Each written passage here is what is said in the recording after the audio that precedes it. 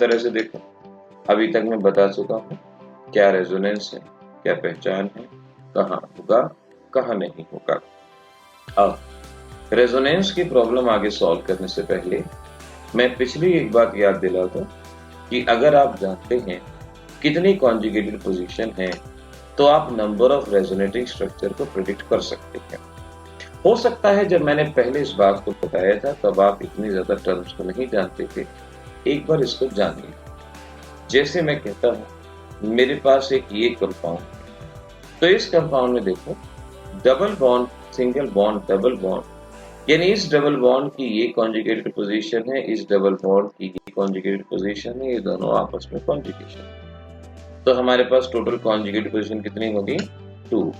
और जितनी conjugated position उतने होंगे रेजोनेटिंग स्ट्रक्चर, तो वो भी कितने बनेंगे? 2।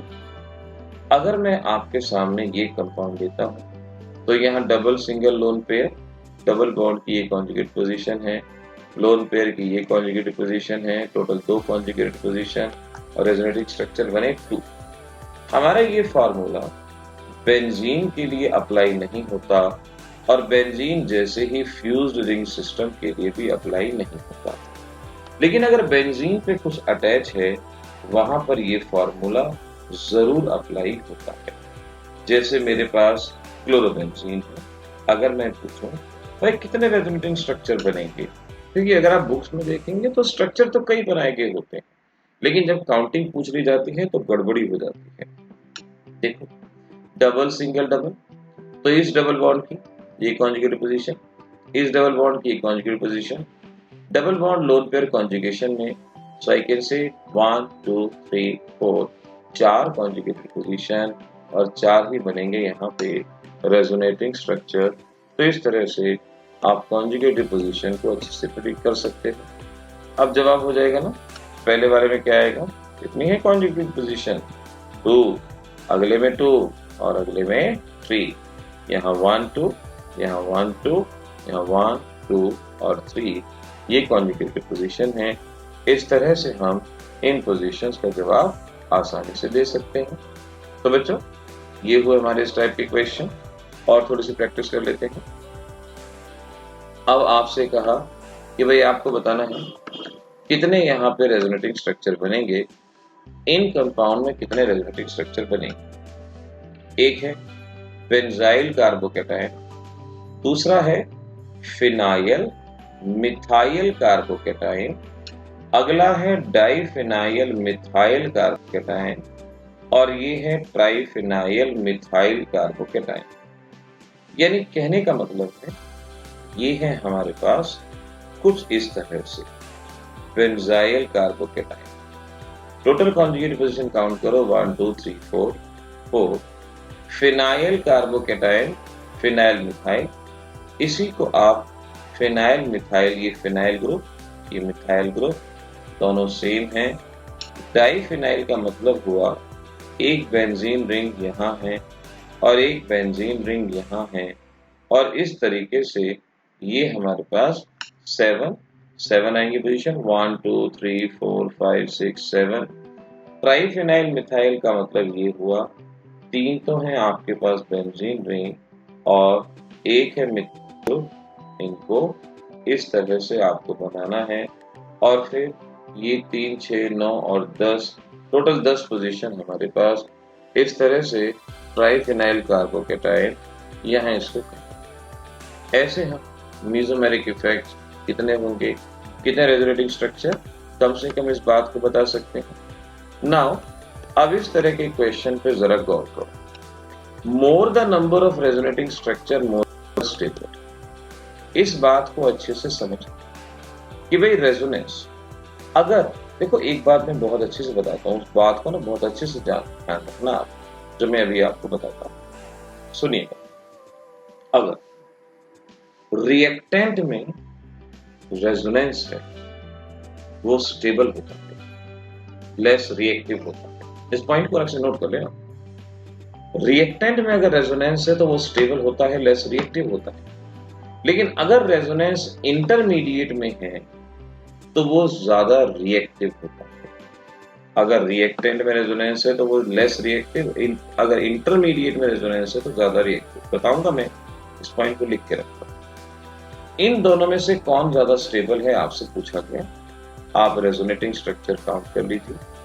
यहाँ 2 कॉन्जुगेटिव पोजीशन है, 2 रेजोनेटिंग स्ट्रक्चर।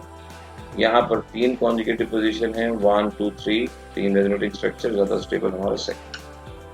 ये है आपका अलाइल कार्बोकैटायन जिसमें 2 कॉन्जुगेटिव पोजीशन है।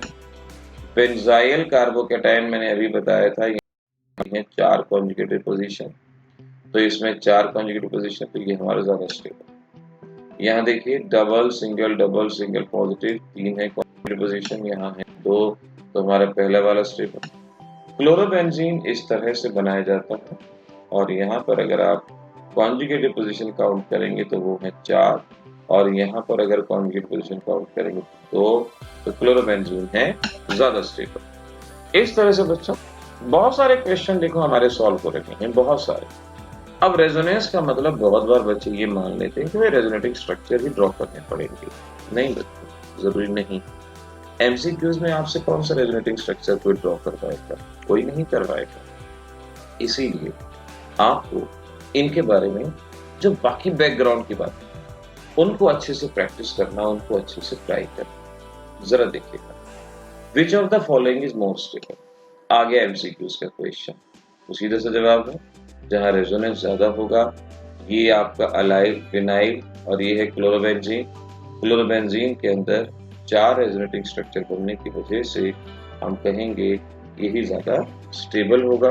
जवाब आएगा विच इज मोस्ट रिएक्टिव। अब याद रखना है जहां रेजोनेंस ज्यादा होता है वहां रिएक्टिविटी कम होती है। तो विच इज मोस्ट रिएक्टिव कहा यानी लेस रेजोनेंस। ये क्लोरोबेंजीन में 4 रेजोनेटिंग स्ट्रक्चर बनेंगे। यहाँ इस सी पार्ट में देखो 3 कॉन्जुगेटिव पोजीशन है, 3 कम से कम बनेंगे। यहाँ डी वाले में 2 कॉन्जुगेटिव पोजीशन है, 2 तो बनेंगे। बी वाले में रेजोनेंस नहीं होगा तो रिएक्टिविटी ज्यादा होगी। ऑप्शन नंबर बी ये आपका करेक्ट ऑप्शन यहाँ पर बनके तैयार होगा। ना which of the following poses higher CCl bond. जहां पे रेजोनेंस होता है, एक बात याद रखना, जहां रेजोनेंस होता है बॉन्ड लेंथ घट जाती है, बॉन्ड लेंथ कम हो जाती है। बेंजाइल क्लोराइड ये है बेंजाइल क्लोराइड, CH2Cl ये आपको बेंजाइल क्लोराइड गिवन। क्लोरोबेंजीन ये आपके पास क्लोरोबेंजीन गिवन है, दोनों में फर्क है। क्लोरोबेंजीन में पार्शियल डबल बॉन्ड होगा तो बॉन्ड लेंथ लोअर होगी। 3 क्लोरोसाइक्लोहेक्सीन ये आपके पास अगर साइक्लोहेक्सीन है, साइक्लोहेक्सीन अब 3 क्लोरो कहा है, 3 क्लोरो का मतलब यहाँ है। तो अब आप यहाँ पर देखो बेंजाइल क्लोराइड के अंदर रेजोनेंस नहीं होगा, और अगर डबल सिंगल डबल हम बात करें इसके अंदर भी नहीं। तो इन दोनों के केस में हायर बॉन्ड लेंथ होगी और इसके केस में कम बॉन्ड लेंथ। तो एक तो आपका 3 क्लोरो और एक बेंजाइल क्लोराइड, ये दोनों ही ऑप्शन यहाँ पर करेक्ट होते हैं। बेंजाइल क्लोराइड में भी क्लोरीन रेजोनेंस में नहीं होता और 3 क्लोरोसाइक्लोहेक्सीन में भी नहीं होता। अगर स्ट्रक्चर में गड़बड़ी कर दी तो अलग बात है, वरना आपका आंसर गलत है। विच of the following show resonance. अब इनमें रेजोनेंस कहाँ होगा? ए है साइक्लोहेक्सीन, ये रहा साइक्लोहेक्सीन, कॉन्जुगेशन नहीं। बी है साइक्लोहेक्सा 1,4-डाइईन यानी 1,4-डाइईन 1 2 3 4, ये कॉन्जुगेशन यहाँ भी नहीं है। 3 क्लोरोसाइक्लोहेक्सीन, अब 3 क्लोरोसाइक्लोहेक्सीन 1 2 3, कॉन्जुगेशन यहाँ भी नहीं है। 1 क्लोरोसाइक्लोहेक्सीन, अब ये है स्ट्रक्चर 1 क्लोरोसाइक्लोहेक्सीन का, और यहाँ देख सकते हो double single lone pair conjugation. Option number D correct. कितने सारे क्वेश्चन सॉल्व करते हैं, बस इसका मेन पर्पस यही है आप यूज्ड टू हो जाए। जब आप इतने ज्यादा क्वेश्चन सॉल्व करेंगे, यूज्ड टू हो जाएंगे, तो एग्जाम के अंदर आप किसी भी तरह की दिक्कत का सामना नहीं करना पड़ेगा।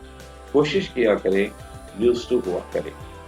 विच of the show maximum resonating structure. Benzene के तो 2 ही रेजोनेटिंग स्ट्रक्चर होते हैं। क्लोरोबेंजीन के अंदर 4 पोजीशन होती है, 4 रेजोनेटिंग स्ट्रक्चर।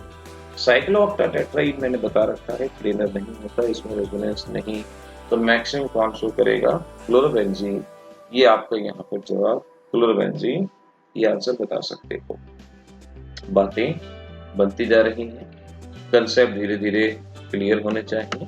अब बारी आती है मीजोमेरिक इफेक्ट कितने तरह का होता है। देखो मीजोमेरिक इफेक्ट दो तरह के, पहले को हम या तो प्लस आर बोलते हैं या प्लस एम कहते हैं, और इसका मतलब होता है electron releasing mesomeric effect, electron releasing, और दूसरे को हम माइनस आर और माइनस एम कहते हैं, जिसका मतलब इलेक्ट्रॉन विड्रॉल।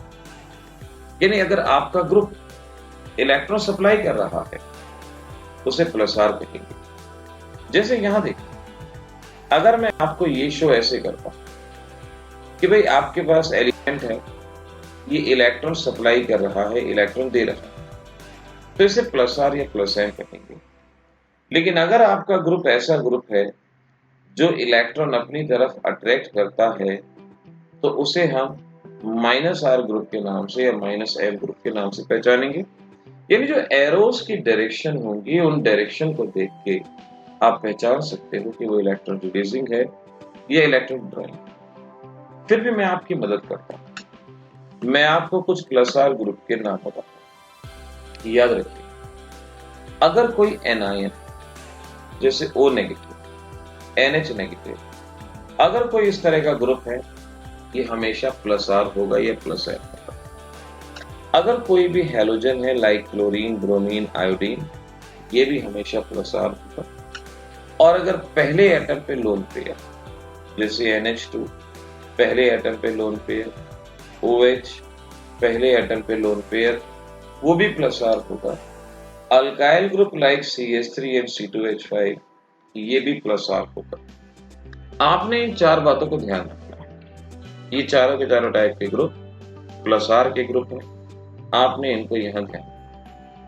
इनके अलावा अगर कोई भी ग्रुप होता है तो वो माइनस आर में शिफ्ट हो जाएगा, लेकिन अगर ये ग्रुप आपके पास है तो इसको आपने प्लस आर में ध्यान रखना। गौर से इसको नोट कर लो, अगले पेज पे प्रॉब्लम आने वाली है, इसको नोट कर लो। जरा देखिए, आपके पास ये question, classify plus R and minus R. Classify करना है, बेटर रहेगा कि वीडियो पॉज करके आप ये सॉल्व कर लो, फिर इसको सॉल्यूशन को देखो, वीडियो पॉज करके आप सॉल्व करो। पहला है CH3 अल्काइल ग्रुप, तो ये कैसा हो गया प्लस आर, क्योंकि प्लस आर। CuNH2 ना तो एनायन, ना हैलोजन, ना पहले एटम पे लोन पेयर, ना अल्काइल ग्रुप, इनमें से कुछ भी नहीं। तो NHCO CH3 एनायन नहीं है, हैलोजन नहीं है, लेकिन पहले एटम पे लोन पेयर है, प्लस आर। ये एस्टर ना एनायन, ना हैलोजन, ना लोन पेयर, ना अल्काइल ग्रुप, माइनस आर। यहां हमें ध्यान एस्टर की ही टाइप है, एस्टर की ही टाइप है, और इस एस्टर की ही टाइप पे आप देख के समझ पाएंगे, एस्टर की टाइप पे आप देख के समझ पाएंगे यहां पर, क्योंकि ऑक्सीजन के ऊपर यहां लोन पेयर आएगा, पहले एटम पे लोन पेयर आएगा, तो इसको हम कहेंगे प्लस आर CH3, ना तो एनायन है। हैलोजन डायरेक्टली नहीं है, हैलोजन तो कार्बन के ऊपर है, अगर हैलोजन डायरेक्ट होता तो बात कुछ और।